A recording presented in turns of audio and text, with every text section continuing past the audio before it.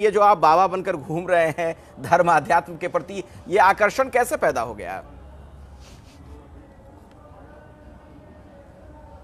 ये आकर्षण मतलब ये मान के चलो ना कि ये तो कहीं ना कहीं मेरे भाग्य में या मेरे प्रारब्ध में ही था। वैसे से बहुत सारे चीज़ों में जब आप इस सवालों का जवाब ढूंढते हो ना कि ये इंसान में ये वाली भक्ति इसके ईश्वर के प्रति कैसे जगी, तो उसका जवाब वैसे आप देख सकते हो कि हाँ कहानी के अंदर ऐसा हुआ, बट कहानी के अंदर वैसा हुआ तो कहीं ना कहीं वो चूँकि उसका प्रारब्ध वैसा ही था। नहीं वो तो ठीक है, लेकिन मैं तो सवाल मेरे साथ भी वो आध्यात्म की तरफ मैं गया। हाँ हाँ जी जी बोलिए। हाँ बोलिए, पूछिए, सवाल पूछिए। नहीं मैं आपसे अभय जी वही जानना चाह रहा था, क्योंकि एक आईआईटी का पढ़ा हुआ व्यक्ति, इंजीनियर जो लाखों रुपए की सैलरी कमा भी रहा था, आगे भी हो सकता आपकी सैलरी और बढ़ती जाती, तमाम सुख सुविधाएं, भोग विलासिता, हर चीज़ आप चाहते तो जीवन में अर्जित कर सकते थे, वो बिल्कुल छोड़कर धर्म अध्यात्म संन्यास ये बाबा बने आप जो घूम रहे हैं, कहीं कोई ऐसी चीज़ तो होगी जीवन में जिसकी वजह से आप मोटिवेट हुए होंगे या इतना बड़ा परिवर्तन आपकी ज़िंदगी में आया? नहीं, जिस चीज़ की निरर्थकता आपको समझ में आ जाती है ना कि इस चीज़ की लाइक कुछ ज़्यादा वैल्यू है नहीं, जैसे पैसे की है। अब तुम ज़्यादा पैसे कमा के मतलब क्या क्या खरीद लोगे ऐसा, मतलब तो कम पैसे में भी वही चाय पीनी तो वही 10-15 रुपए की चाय ही है ना, मतलब खुशी तो वही देती है तुमको। तो फिर उससे तुमका ज़्यादा, उससे तुम्हारी खुशी या डिपेंडेंट नहीं रहती। तो कहीं ना कहीं तुम फिर कुछ और ढूंढते हो लाइफ के अंदर। जैसे इसको आप ऐसे ही समझ सकते हो कि आप मान लो 2 सेकंड के लिए खुश हो रहे हो किसी चीज़ को करके, गाड़ी खरीद के, घर के लेके, बड़ ज़्यादा पैसे कमा के, या जब आपकी सैलरी क्रेडिट हो रही है तो उस टाइम पे आप 2 मिनट के लिए खुश हो रहे हो या 1 घंटे के लिए खुश हो रहे हो। तो कौन सी ऐसी चीज़ है जिसको आप लेके पूरी लाइफ भर आनंद में रह सकते हो? तो कहीं ना कहीं आप उसकी खोज में जाओगे तो आध्यात्म में आएगा कि हाँ ये जो पूरी संतुष्टि जो है उसके अंदर ही तुम परमानंद या हमेशा उस स्टेट में रह सकते हो, ना कि एक जो छोटी छोटी खुशियों के पीछे जब भाग जाओगे कि जो, क्योंकि उसमें तो वो रेस ही है। आप एक बार प्रमोशन लोगे, वो एक बार आपको थोड़ी सी खुशी होगी, या एक बार आप मान लो जैसे स्टार्टिंग में कोई चीज़ नई चीज़ कर रहे हो, कहीं पे घूमने गए, एक बार वो मुझे बढ़िया लगी, फिर से वो बोरिंग लगने लग जाएगी वही। तो ये इंसान का जो चित्त की वजह से जो सर्कल है ना, ये हमेशा चलता रहता है ऐसे ही। जब तुमको समझ में आता है कि यार ये कितनी बार करोगे सेम ही चीज़ तो फिर वो छूट जाती है ना अपने आप ही। आपके बारे में बहुत लोग बहुत कुछ जानना चाहते हैं, लोगों के मन में बड़ा बहुत कौतूहल है कि ऐसे अचानक से जीवन में इतना बड़ा परिवर्तन किसी के कैसे आ सकता है। तो आपकी पर्सनल लाइफ के बारे में भी थोड़ा मैं जानना चाहूँगा। आपके परिवार में कौन लोग हैं, कैसे हैं, आपका बचपन कैसा बीता, बाकी और नौकरी वगैरह कैसे आपने की? हाँ मतलब जैसे स्कूलिंग तो मैंने वहाँ से की ना, झज्जर से, हरियाणा से। उसके बाद कोचिंग लेके आईआईटी बॉम्बे से बीटेक किया एरोस्पेस इंजीनियरिंग के अंदर। फिर वो शिफ्ट किया इंजीनियरिंग से, मैं लाइक क्रिएटिव फील्ड्स इन सब के अंदर चला गया, फोटोग्राफी, फिल्म मेकिंग, एनिमेशन और बाकी जो graphic design, UI UX design, इन सब के अंदर। तो उसके अंदर काम किया। तो जो आप बोल रहे थे ना कि आप पैसे, तो जैसे पैसे वाला तो मैंने बीटेक में छोड़ दिया था कि पैसे से नहीं हो सकता, बट फिर मैं गया पैशन के ऊपर फिर मैंने समझा कि यार पैशन से भी नहीं हो सकता, मतलब पैशन में भी वो परमानेंट कंटेंटमेंट या वो सब नहीं है। तो अब फिर वो उसके बाद ऐसे तुम ढूंढते जाओ ना, तो मेरी लाइफ में तो ऐसे ही हुआ, तुम आगे बढ़ते गए, हर एक चीज़ को ढूंढते गए कि अच्छा पैसे में भी ये चीज़ नहीं रखी है, इस पैशन में भी नहीं रखी है, तो फिर तुम कहाँ रखी है तो अब लोग सोच रहे हैं ना कि वो अचानक है, वो अचानक नहीं है, वो धीरे धीरे तुम लाइक एक रास्ता होता है ना, मार्ग, उस मार्ग पे तुम हमेशा चल रहे होते हो, पर तुम्हारा फल जो होता है वो अचानक से मिलता है। जैसे पेड़ के ऊपर जो आम बना, वो आम बनने के लिए तो ऐसा नहीं है ना वो आम उसी टाइम पे लगा है। वो आम लगने के लिए पहले वो बीज था, उससे पूरा तना बना, फिर पत्तियाँ आई, पत्तियों से फिर वो पूरा लाइक फूल आया, फूल से वो आम बना, सब कुछ हुआ ना उसके लिए। बट वो लगता ऐसे है कि हाँ अब आम पैदा हुआ है इसके अंदर से, बट उसकी प्रक्रिया तो पूरी पहले से चल रही थी। नहीं लेकिन अभय जी, ये विरक्ति का भाव कैसे आया जीवन में? क्योंकि जाहिर तौर पर आप भी कभी सोचते होंगे कि आपकी भी शादी हो, ब्याह हो, उस तरीके का जीवन जिए, शायद आपकी गर्लफ्रेंड भी रही होंगी, उस तरह का जीवन आपने जिया तो होगा ना कॉलेज लाइफ में?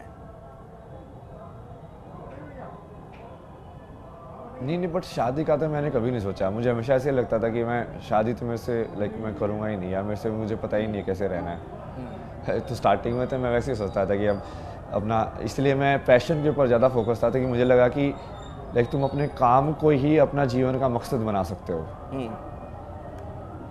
कि ये सब चीज़ों में पढ़ने के बजाय अपने काम को ही अपना धर्म बना के अपना मकसद बना सकते हो जीवन जीने का। तो इसलिए मैं वो पैशन के लिए बहुत स्ट्रॉन्ग गया, लाइक फोटोग्राफी के लिए, ये सब चीज़ों के लिए। फिर मुझे वो समझ में आया कि नहीं, उसको भी जीवन का मतलब नहीं बनाया जा सकता। तो आपका जो सवाल था ना कि आपने ये सब चीज़ों के बारे में सोचा होगा कि मुझे फैमिली, ये सब तो ख्याल कभी नहीं आया मेरे को कि हाँ मुझे फैमिली, वो फॉर्मेशन दिमाग में आई ही नहीं कि हाँ मैं इसको भोगूं। मैं कहीं पढ़ रहा था आपके बारे में, तो मैंने देखा कि आपके माता पिता बड़े चिंतित रहते हैं आपको लेकर, और शायद वो अपील भी आपसे कर रहे थे कि वापस लौट आओ। तो कभी माँ का ख्याल आता तो होगा, क्योंकि आप इकलौते उनके संतान हैं। नहीं, ये सब तो ये सब ख्याल नहीं, ख्याल वाली चीज़ है ना, ये बहुत लाइक क्या बताऊँ उसका मतलब मैं ख्याल मतलब उनका ख्याल आना आए, बाकी लोगों के माँ बाप का ख्याल ना आए, तो फिर वो वही स्पिरिचुअलिटी, आध्यात्मिकता वाली चीज़ होती है ना। मतलब आप अपने माँ बाप को ज़्यादा ट्रीट कर रहे हो दूसरों के माँ बाप से, तो कहीं ना कहीं आप फिर से अलग अलग कर रहे हो ना चीज़ों को, आप समान भाव नहीं देख रहे हो।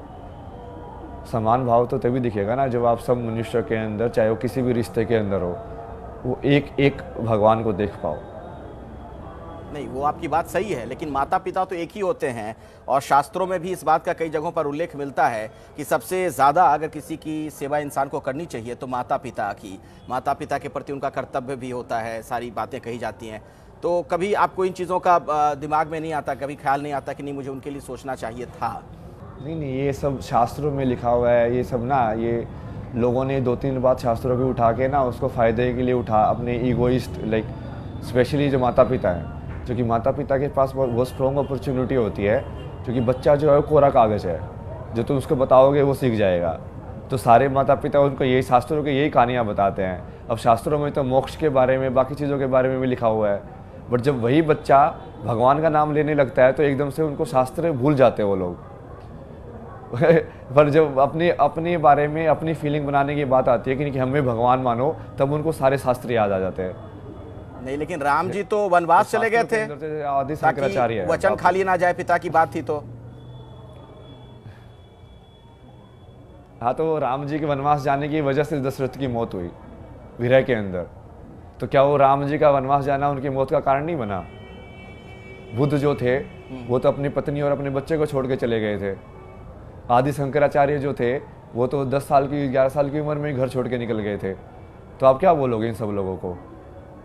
शास्त्र तो उन्होंने ही लिखे हैं, बल्कि जिन शास्त्रों का आप रेफरेंस दे रहे हो उनका जीवन देखो एक बार। अच्छा, मतलब तो आपकी कही बात के मुताबिक माता पिता के प्रति हमारा वैसा कोई कर्तव्य या कुछ नहीं होता, मतलब वो आप जैसा कह रहे हैं, मैं आपकी बात ही कह रहा हूँ, वो हमें गुमराह करते हैं, ऐसा कह रहे हैं आप, उस बंधन में बांध के रखते हैं? नहीं, आज के माता पिता क्योंकि वो धर्म को भूल चुके हैं ना, इसलिए वो गुमराह कर रहे हैं। आपकी बातों से मैं जहाँ तक समझ पा रहा हूँ, परिवार को लेकर आपके मन में नाराजगी तो है। मेरे साथ डॉक्टर जयंती दत्ता हैं, दिल्ली यूनिवर्सिटी में आप प्रोफेसर रह चुकी हैं, वो भी आपसे सवाल पूछना चाह रही हैं। पूछिए जयंती जी। जी, सबसे पहले तो प्रणाम। आपने एक बात कही कि आप पहले बीटेक में थे, फिर आपने आईआईटी छोड़ा। बहुत जद्दोजहद के बाद इंसान आईआईटी में घुस पाता है। आपने उसको छोड़ा, फिर आपने अपना पैशन को फॉलो किया, आपने ग्राफिक डिजाइनिंग वगैरह की। मैं आपसे ये जानना चाहूंगी कि कौन सा ऐसा पैशन आपको दिखा कि आप स्पिरिचुअलिटी में ढल गए? कौन सी ऐसी सेटिस्फैक्शन मिली आपको जिसने आपकी ये सारी रेजोल्यूशन जो है उसको एक दरकिनार कर दी?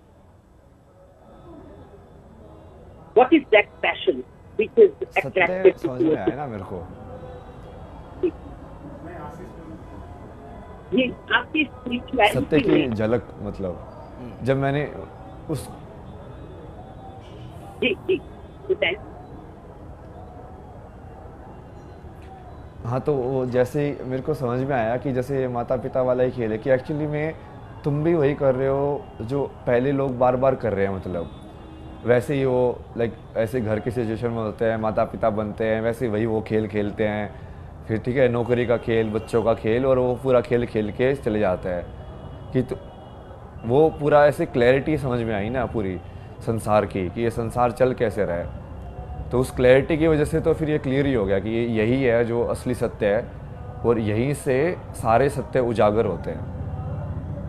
देखिए, आपने जो रियलाइजेशन बताया, अभी शेयर किया, मैं उससे आपसे सहमत हूँ कि आपने कहा कि बच्चों को माता पिता इस्तेमाल करते हैं। कई जगह मैंने इसका आवाज उठाया है, लेकिन मुझे आपसे ये जानना है वो कौन सी रियलाइजेशन है जो आपको इतना सेटिस्फैक्शन देता है और आप स्पिरिचुअलिटी में ढल गए हैं पूरा। आपको वर्ल्डली, देखिए रिनंसिएशन बहुत सारे साधु लोग करते हैं, लेकिन you are a very intelligent soul. तो हमें वो जानना है जो हमें और किसी लोगों से शायद इतना कन्विंसिंग नहीं होगा, जो मुझे आप बता पाएंगे कि ऐसी कौन सी चीज है स्पिरिचुअलिटी में जो आप जैसे बंदे को रोक के रख देता है। उसमें क्या स्थायित्व है, क्या ऐसा ध्येय है आपका? एक जो मेन रियलाइजेशन इसके अंदर होती है, होती है कि मीनिंगलेस ऑफ द लाइफ, कि लाइफ का रियल के अंदर कोई मीनिंग नहीं है। जब तुमको वो रियलाइज होता है तो तुम्हारा एक तो जो स्टोरी का जो भार होता है ना, तुम ये सोच रहे हो कि मेरी कहानी ऐसी होनी चाहिए, मेरी कहानी में पता नहीं ये लोग क्या सोचेंगे, मेरे जाने के बाद लोग क्या सोचेंगे मेरे बारे में, वो सब हट जाता है। अच्छा, चूंकि आप धार्मिक व्यक्ति हो चुके हैं आपके मुताबिक बहुत ज़्यादा, अब तो मुझे थोड़ा ये भी बताइए, सनातन के प्रति इतना प्रेम क्यों? नहीं, सत्य के प्रति प्रेम है ना वो। अब वो सत्य सनातन के अंदर ही है तो अब ठीक है। मतलब मेरा ऐसा कुछ नहीं है ना कि मैं भारत में पैदा हुआ तो इसलिए मैं भारत, या हिंदू पैदा हुआ तो हिंदू को ही सपोर्ट करूँगा। मैंने तो पूरा खोज किया ना, वो अलग अलग तरीके से उसको देखा है, बहुत सारे धर्मों का, उसके शास्त्रों का अध्ययन करके, अलग अलग देशों के पूरे इतिहास का अध्ययन करके, फिर वो साधनाओं को, बहुत सारी साधना जैसे करके, क्या चाहिए मेडिटेशन का ये जो तरीका है ये कैसे काम करता है, ये वाली साधना कैसे काम करती है।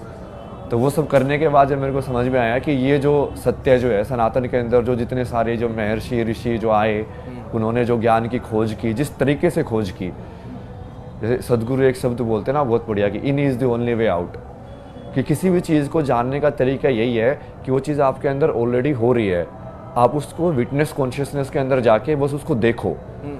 आपके अंदर रोने का भाव आता है तो रोने के भाव को बाहर से समझने की जरूरत नहीं है। तो जब आप रोने के भाव आ रहा है तो आप उसको अंदर से देख के समझ लो ना। बाकी धर्मों में ये आपको नजर नहीं आया? नहीं, वो हर चीज के साथ कर सकते हैं ना। वो बाकी धर्मों में भी अलग अलग तरीके हैं उसके। सनातन धर्म के अंदर ये मान के चलो कि सनातन कोई एक पर्टिकुलर तरीका नहीं है, सनातन उस पूरी बकेट को बोलते हैं। लाइक वो पूरा जो बक्के है ना, पूरा एक साथ जो गुच्छा है, सारे धर्मों को मिला के यदि गुच्छा बनाएंगे, वो जितने भी मतलब जो उसी ईश्वर को पाने के तरीके हैं, तो उसको पूरे को सनातन बोलेंगे, क्योंकि सनातन मतलब जो इटर्नल है, जो एक ही सत्य है।